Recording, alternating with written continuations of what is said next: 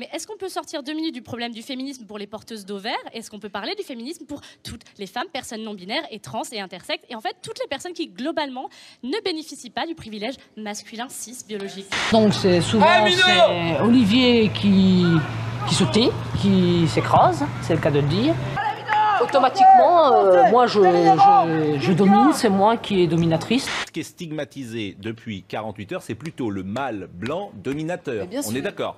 Ah, parce que lui, on a le droit de lui taper dessus.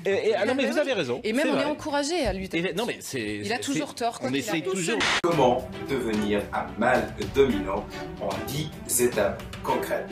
Et donc ça, ces AG, elles sont organisées par des personnes racisées. Ces personnes, pour les AG en non-mixité de genre, c'est organisé par des femmes et des minorités de genre pour parler des oppressions, pour parler du sexisme en dehors, pour libérer la parole en dehors de tout ce qui est les hommes cis, blancs, etc., qui peuvent être des oppresseurs. Encule la race sans forcer. Snitch, je suis fondé, je suis cuit, je suis marbré. C'est toi ou le champagne que je dois sabrer. Je vous ai juste demandé, quand on dit il n'y a pas assez de, mettons, noirs, arabes, asiatiques à la télévision, il faut me dire il y a trop de quoi?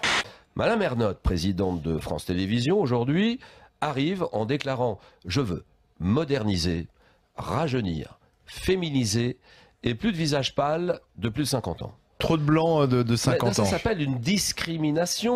Par ailleurs, vous êtes raciste, madame. Dans votre livre, le tout récent, Les Blancs, les Juifs et nous, je cite, « La blanchité est une forteresse, tout blanc est bâtisseur de cette forteresse. Tout blanc, c'est une généralisation fondée sur la couleur de la peau.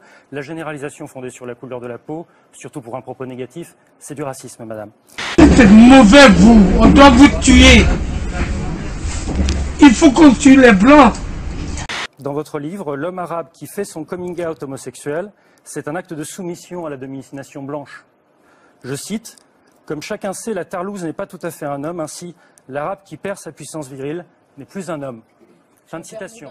Des homosexuels, il en est pourtant question dans les tweets de Mehdi Méclate, puisqu'il écrivait à propos du présentateur télé Mathieu Delormeau, Christophe Barbier a fait des bébés séropos.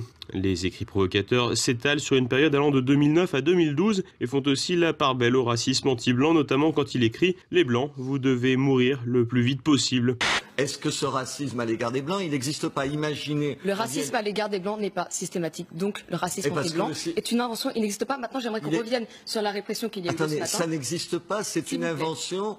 Mais enfin, vous vous rendez compte, mais vous sortez de la fac, vous allez dans des quartiers voir comment ça se passe. Est-ce que vous pouvez lever le bras, ceux qui sont français, ceux qui ont la nationalité française?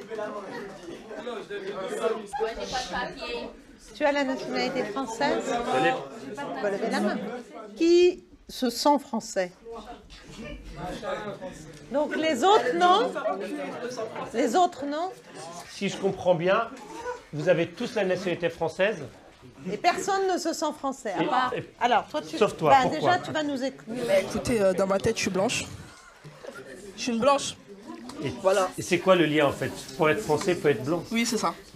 Cela me vexe horriblement quand les gens, ils m'insultent de française. Genre, qu'ils me disent t'es une babtou, je sais pas quoi. Parce que c'est déjà assez dur à vivre au quotidien, d'avoir la peau blanche et de faire partie d'une race de faibles. Parce qu'on va pas se mentir, les blancs ils sont quand même très très faibles, genre en majorité. Je sens en moi que je suis pas entièrement français. À l'intérieur de toi. Voilà. C'est tout ce que j'ai à dire. Tu es quoi alors? Tu te sens quoi plutôt? Noir. Il y a deux catégories de Français. Il y a les Français, les vrais blancs, les Français.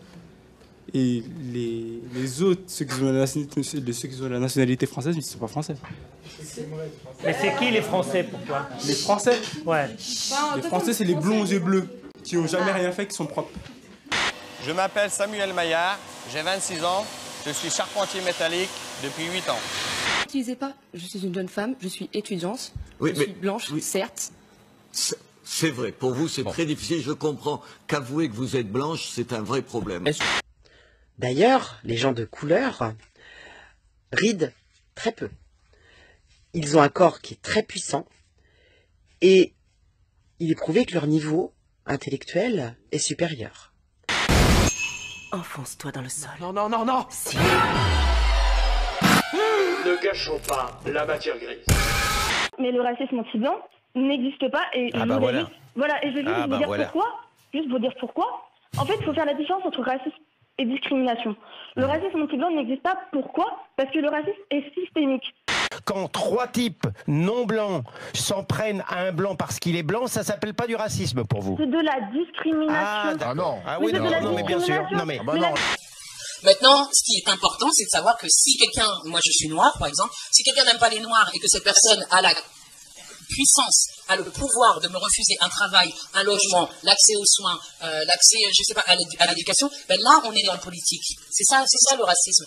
À compétence égale, eh bien, désolé, on choisira la femme ou on choisira la personne venant de autre chose que le mâle blanc, pour être clair.